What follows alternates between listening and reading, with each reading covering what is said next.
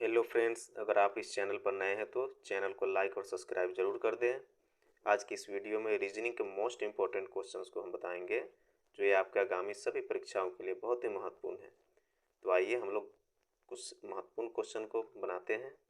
प्रश्न संख्या एक जंगल में एक दौड़ आयोजित की गई। दौड़ में कुत्ता हाथी से तेज दौड़ा, किंतु बाघ से धीरे दौड़ा। हिरन तेज दौड़ी, शेर बाघ से तेज दौड़ा। दौड़ में दूसरे स्थान पर कौन है? तो प्रश्न गौर से देखिएगा। कुत्ता हाथी से तेज दौड़ा। हाथी से तेज कौन दौड़ा? कुत्ता दौड़ा। उसके बाद बाघ से लेकिन धीरे दौड़ा। बाघ से धीरे कौन दौड़ा? कुत्ता दौड़ा। हिरन सबसे तेज दौड़ी। उसके बाद हिरन सबसे तेज दौड़ी। और फिर देखिए आगे क्वेश्चन में क्या कह रहा है कि शेर बाघ से तेज दौड़ा। इस बाघ से शेर जो है तेज दौड़ा। तो इसमें देखिए सबसे पहले हिरन तेज दौड़ा, उससे थोड़ा कम तेज शेर दौड़ा, उससे कम तेज बाघ दौड़ा, उससे कम तेज कुत्ता दौड़ा और सबसे कम तेज हाथी दौड़ा। तो इसमें क्वेश्चन कर रहा है कि दौड़ में दूसरे स्थान पर कौन है? तो पहले स्थान पर हिरन है, दूसरे स्थान पर शेर है। तो इसमें option number D right answer हुआ, शेर। प्रश्न संख्या 2, यदि ए से बी लंबा है, बी सी से लंबा है, डी ए से लंबा है, ई सी से छोटा है, तो सबसे छोटा है इनमें कौन है? तो सबसे पहले हम लोग देखेंगे, क्वेश्चन को समझने का प्रयास करेंगे। प्रश्न में देखेंगे कि ए बी से लंबा है। ए जो है किससे लंबा है? इस बी से लंबा है। बी सी से लंबा है। बी जो है सी से लंबा है। डी ए से लंबा है। यहाँ डी लिख देंगे। फिर ई सी से छोटा है, तो यहाँ ई लिख देंगे। इसमें देखेंगे कि सबसे बड़ा कौन है? डी है, और सबसे छोटा ई है। तो यहाँ इसमें क्वेश्चन में कह रहा है कि इसमें सबसे छोटा कौन है? तो यहाँ ऑप्शन नंबर 3 हो जाएगा राइट आंसर, ई।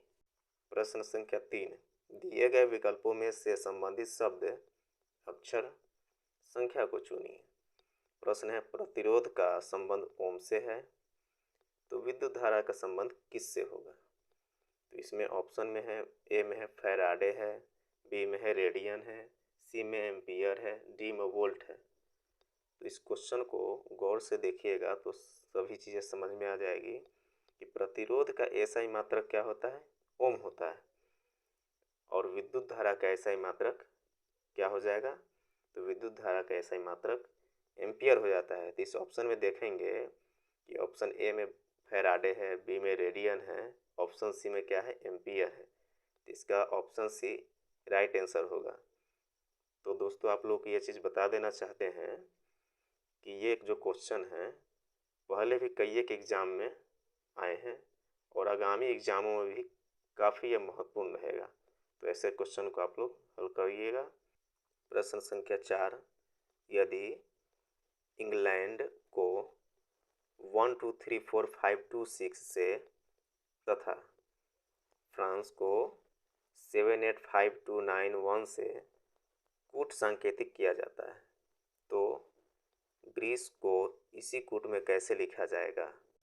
तो यहाँ प्रश्न में इंग्लैंड के लिए कोड जो है ये दिया हुआ है, फ्रांस के लिए कोड ये दिया हुआ है। तो यही इंग्लैंड और फ्रांस के कोड से ही ग्रीस का भी कोड हम लोग निकालेंगे। तो देखेंगे, अब ग्रीस का कोड निकालने के लिए हम लोग सॉल्यूशन करते हैं, देखते हैं। तो जी का कोड जो है इंग्लैंड में देखेंगे, जी का कोड 3 है। तब जी जो है यहाँ से तीसरे स्थान पे है, तो यहाँ 3 लिख देंगे, 3 लिख देंगे। और फिर आर का देखते हैं कि फ्रांस में देखते हैं, आर जो है यहाँ दूसरे स्थान पे 8 है। 3 के बाद 8 लिख देंगे, 8 लिख देंगे। फिर देखेंगे ई, इंग्लैंड में प्रथम ही स्थान पर ई है, तो यहाँ जो है ई के लिए कोड जो है 1 है, 1 है। तो ई के लिए 1 यहाँ लिख देंगे। फिर दोबारा ई है, तो फिर 1 लिख देंगे। अब सी के लिए देखते हैं, फ्रांस में देखेंगे सी राइट साइड से सेकेंड बार में है, तो सेकेंड बार में इसका कोड देखेंगे तो 9 है यहाँ, तो सी के लिए 9 लिख देंगे। फिर ई के लिए, ई का तो हम लोग पहले भी लिखे हैं कि ई का कोड क्या होता है, 1 होता है। क्या होता है, 1 होता है। तो ये हम लोग कोड देखेंगे कि कौन सा ऑप्शन में है। तो ऑप्शन ए में देखते हैं कि 381191 है, तो इसका जो है ए ही इसका आंसर होगा। राइट आंसर इसका ए होगा। प्रश्न संख्या 5, संबंधित आकृति को चुनिए। फिगर को हम देखेंगे, इसमें 4 फिगर बनाया हुआ है। इस त्रिभुज का जो है संबंध जो है इस चतुर्भुज से है। फिर इस त्रिभुज का संबंध इस चारों ऑप्शन में किससे होगा। इसको क्वेश्चन को गौर से देखते हैं कि इस त्रिभुज में जो है एंगल जो है अंदर से, एंगल क्या है, अंदर से। फिर इस चतुर्भुज में देखते हैं कि एंगल बाहर से है, चारों कोण पर जो है यहाँ है। फिर यहाँ देखेंगे कि त्रिभुज में, इस त्रिभुज में एंगल बाहर से है। तो फिर यहाँ तो अगर त्रिभुज बना हुआ है तो यहाँ चतुर्भुज बनेगा, इस प्रकार का चतुर्भुज बनाएंगे। अब यहाँ देखेंगे कि इस चतुर्भुज में एंगल जो है बाहर से है, तो इस चतुर्भुज में एंगल कहाँ से होगा, अंदर से होगा। तो हम लोग इस चतुर्भुज में अंदर से एंगल बना लेंगे। तो इस प्रकार का फिगर जो है इसमें बन रहा है। तो हम लोग अब ऑप्शन में देखेंगे कि इस प्रकार का फिगर कौन सा ऑप्शन में है। तो ऑप्शन ए में भी नहीं है, ऑप्शन बी में भी नहीं है, ऑप्शन सी में भी नहीं है, ऑप्शन डी में इस प्रकार का फिगर है। तो इसका राइट आंसर ऑप्शन डी होगा। प्रश्न संख्या 6, नीचे दी गई आकृति की दर्पण छवि क्या है। तो एक फिगर दिया हुआ है और यहाँ जो है ये मिरर बनाया हुआ है ना।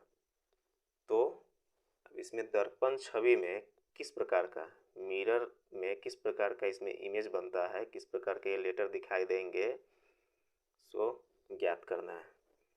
तो अगर मिरर में अगर कोई भी लेटर को हम लोग देखते हैं, कोई भी लेटर्स को देखते हैं तो उसके ठीक विपरीत दिखाई देता है। तो हम लोग पहले फिगर बना करके देख लेते हैं यहाँ कि किस प्रकार के लेटर जो है दिखाई देंगे। तो इसमें क्यू जो है पहले नज़र आएंगे और किस प्रकार से लिखावट रहेगा, इस प्रकार से इधर की ओर क्यू चले जाएंगे। फिर एस जो है इस तरह से दिखाई देगा, एम जो है किसी भी तरफ से अगर देखा जाए मिरर में तो एम हूबहू उसी तरह दिखाई देंगे, लेकिन ये सभी चले जाएंगे अपोजिट डायरेक्शन में।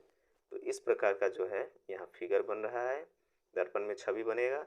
तो हम लोग ऑप्शन ए में देखते हैं तो नहीं है, ऑप्शन बी में भी देखते हैं तो नहीं है, ऑप्शन सी में भी देखते तो नहीं है, ऑप्शन डी में इस प्रकार का जो है फिगर दिखाई दे रहा है। तो इसका सही आंसर, राइट आंसर क्या होगा, ऑप्शन डी होगा। प्रश्न संख्या 7, निम्नलिखित प्रश्न में दिए गए विकल्पों में लुप्त अंक ज्ञात कीजिए। तो यहाँ सबसे पहले हम लोग काफ़ी गौर से इसको समझने का प्रयास करेंगे तो काफ़ी आसान विधि से बन जाएगा। तो हम लोग पहले 7(2) को देखते हैं कि क्या प्रोसेस करेंगे, क्या करेंगे कि 98 आ जाए, या उसको जोड़े कि घटाव करे, कि उसको गुना करे कि भाग दे, कुछ भी करके 98 लाना है। और यही शर्त ये सेकंड वाले और थर्ड वाले में भी लागू होना चाहिए। तो हम लोग सबसे पहले देखते हैं 7 का स्क्वायर करके देखते हैं। 7 का स्क्वायर कर दे तो 49 आ जा रहा है। 49 को अगर 2 से गुना कर देते हैं, 2 से अगर मल्टीप्लाई कर देते हैं तो कितना आ जाएगा, 98 आ जा रहा है। यहाँ 98 जो है आ गया। फिर देखते हैं उसी प्रकार से ये थर्ड वाले को कि अगर 5 का हम लोग स्क्वायर अगर कर दे रहे हैं तो 5 के स्क्वायर कर देने के बाद कितना आएगा, 25 आ जा रहा है। कितना आ जा रहा है, 25 आ जा रहा है। 25 में अगर 3 से अगर मल्टीप्लाई कर दे रहे हैं, गुना कर दे रहे हैं तो कितना आ जाएगा, ये 75 आ जाएगा। तो अब देखते हैं, इसको बना करके देखते हैं कि यही सेम जो है प्रोसेस इसमें करके देखते हैं कि ये अपने शर्त को पूरा करता है या नहीं। अगर उसी तरह से अगर शर्त ये पूरा कर लेता है तो इसका बनाने का मेथड जो है सही होगा। तो हम लोग अगर 6 के स्क्वायर कर दे रहे हैं तो 36 हो जाएगा। इस 36 में अगर 3 से गुना करते हैं तो कितना जाता है, 108 आ जाएगा। तो यही 108 जो है क्या हो जाएगा, इसका सही आंसर हो जाएगा। क्या हो जाएगा, इसका सही आंसर हो जाएगा 108। तो हम लोग ऑप्शन में देखते हैं कि 108 कौन से ऑप्शन में है। तो ऑप्शन ए में है 108, तो इसका राइट आंसर हो जाएगा। प्रश्न संख्या 8, दिए गए विकल्पों में संबंधित शब्द, अक्षर, संख्या को चुनिए। यहाँ जो है प्रश्न में दिया हुआ है प्राचीन का संबंध किससे है, पुराना से है, तो कमजोर का संबंध किससे होगा। तो प्राचीन को हम लोग पुराना भी बोलते हैं या पुराना को हम लोग प्राचीन भी कहते हैं। तो फिर कमजोर को हम लोग क्या क्या इस ऑप्शन में बोल सकते हैं, तो हम लोग देखते हैं कि कमजोर को मजबूत नहीं बोल सकते हैं, नहीं कह सकते हैं। कमजोर को ठोस भी नहीं लिख सकते हैं। हाँ, कमजोर को नाजुक लिख सकते हैं। कमजोर का जो संबंध जो है नाजुक से है, तो इस ऑप्शन में ऑप्शन सी नाजुक इसमें दिया हुआ है। इसका सही जवाब ऑप्शन सी होगा।